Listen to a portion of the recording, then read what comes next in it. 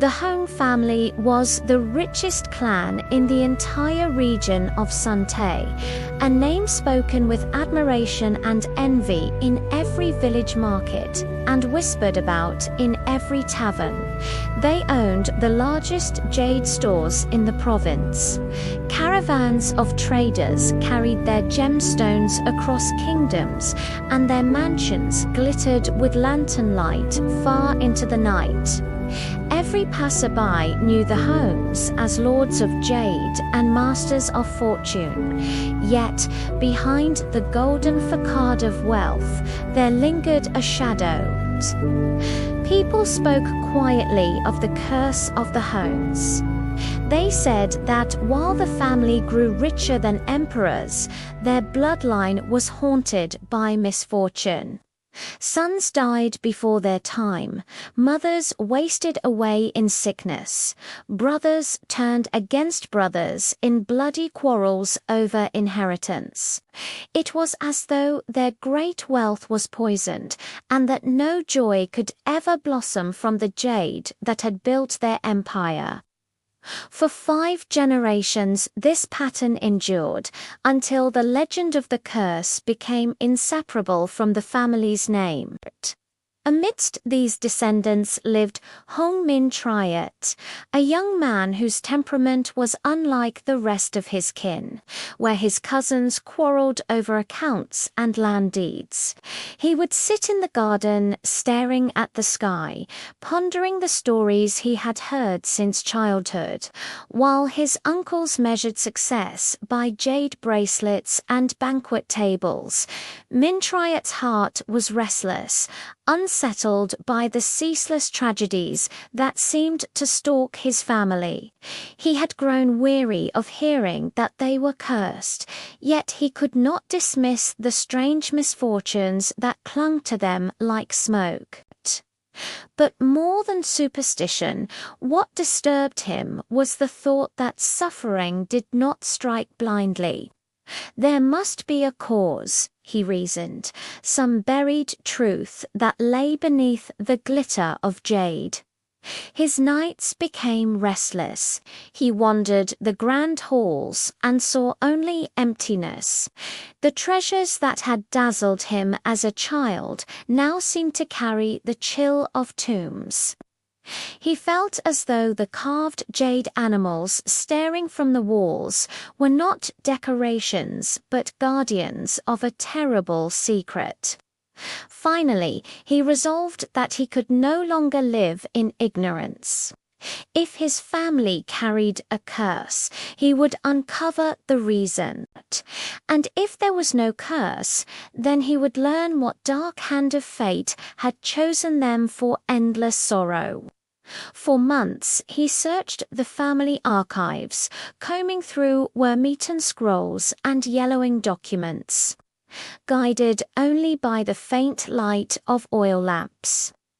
The home library was vast but strangely silent about its origins, as if the founding story had been deliberately erased. The name of Hoang, their great progenitor, was praised in glowing words, described as a noble merchant of peerless wisdom. Yet the more Triet read, the more he felt unease. The words were too polished, the story too clean. And then, at last, hidden in a chest beneath torn banners and neglected records, he found fragments of the truth. Hoang had not been a noble merchant at all. In his youth he was little more than a scoundrel, a wanderer who survived by tricks and thievery. He had no fortune, no noble blood, only cunning eyes that hungered for more. His fate changed the day he learned of the Thach family, humble stonemasons who worked the earth with honesty and lived on a piece of land that concealed a treasure beyond imagining. In their soil ran veins of jade more brilliant than the moonlight, yet the Thachs did not rush to exploit it.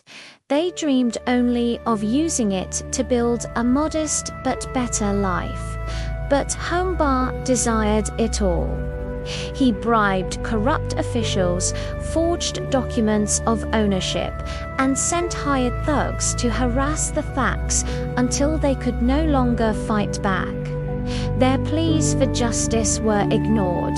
Their neighbors were too afraid to speak for them, and one by one, crushed by despair and stripped of dignity, they perished.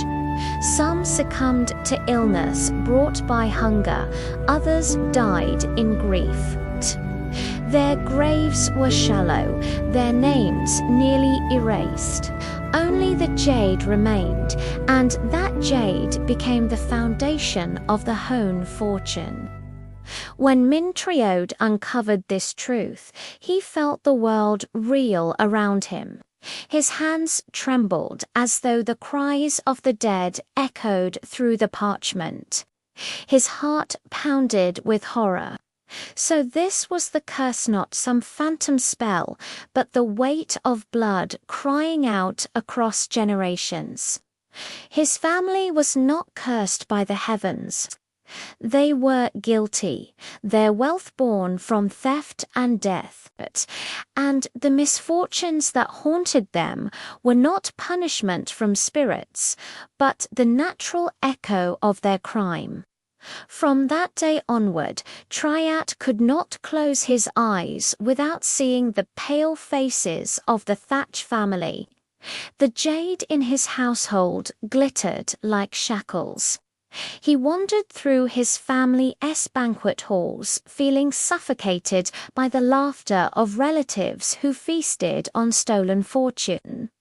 The clinking of goblets was like the rattling of chains, and every jade ornament gleamed with silent accusation. He ate, but tasted only ash. He slept, but dreamt only of graves. At last, he knew he could not remain silent. To end the suffering, he must return what had been stolen. He began searching for any remnants of the Thach line, praying that time had not completely erased them. Months of inquiry led him to the outskirts of Sante, where he found distant descendants of the clan, now impoverished, living in tattered huts with calloused hands and hollow eyes. These people, unaware of their tragic inheritance, had survived only by sheer resilience. One misty morning, Triet set out alone, dressed not in brocade but in plain garments.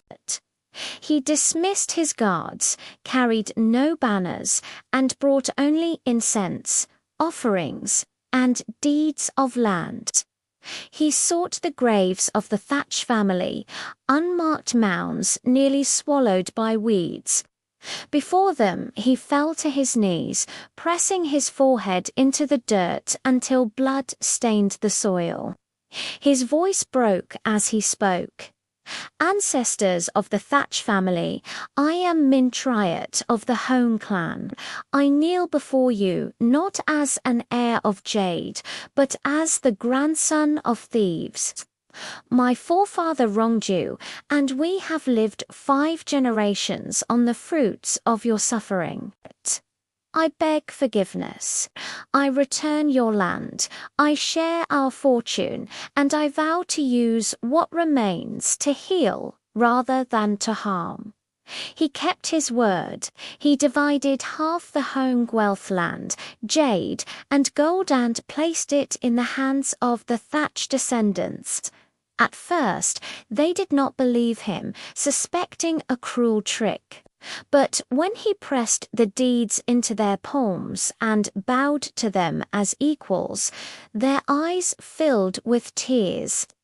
For the first time in generations, justice touched their lives. With the rest of his fortune, Triet turned to the people of Sante. He built bridges across rivers that once claimed lives, repaired roads where traders had perished.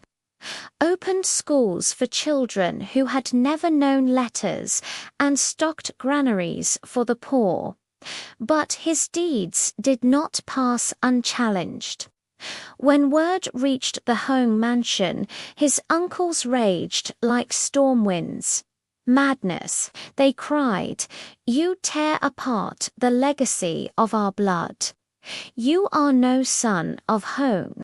His cousins spat that he betrayed his kin for beggars.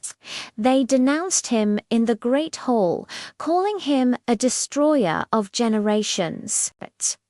Some plotted to disown him, others schemed to seize what remained of the fortune.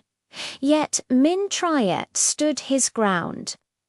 "Our house was never built on honor," he told them, his voice steady though their jeers rained down.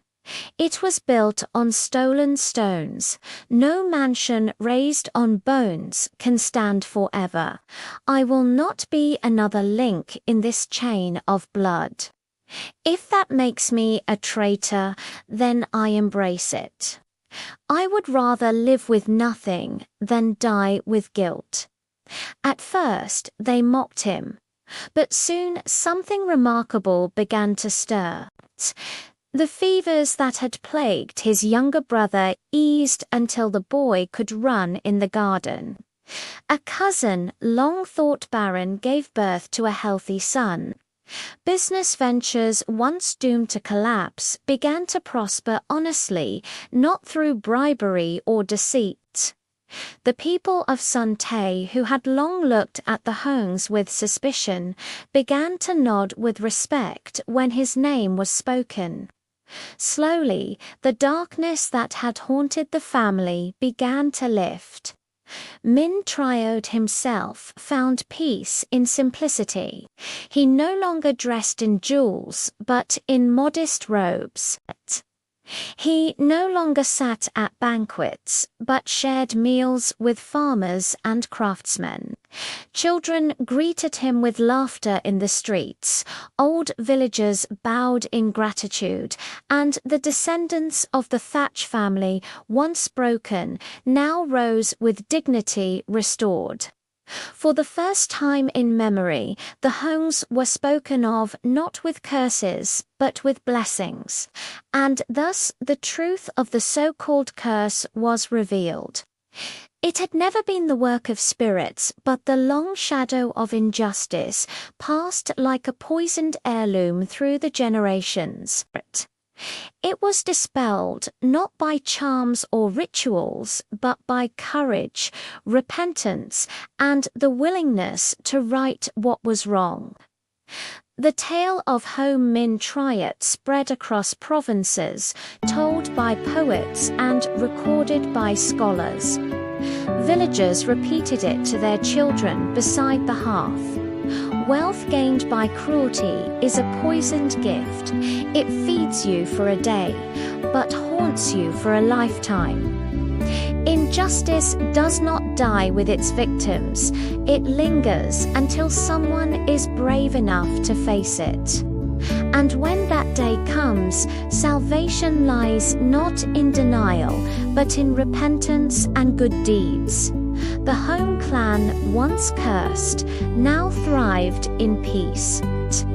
The jade that had once symbolized bloodshed became instead a reminder of redemption, and Sante remembered forever that ill-gotten fortune brings only ruin, while true wealth lies in justice, compassion, and the courage to confront the sins of the past. Every story is a seed. When we plant them together, the world will bloom. Please subscribe and share this story to help us plant more seeds of love and hope.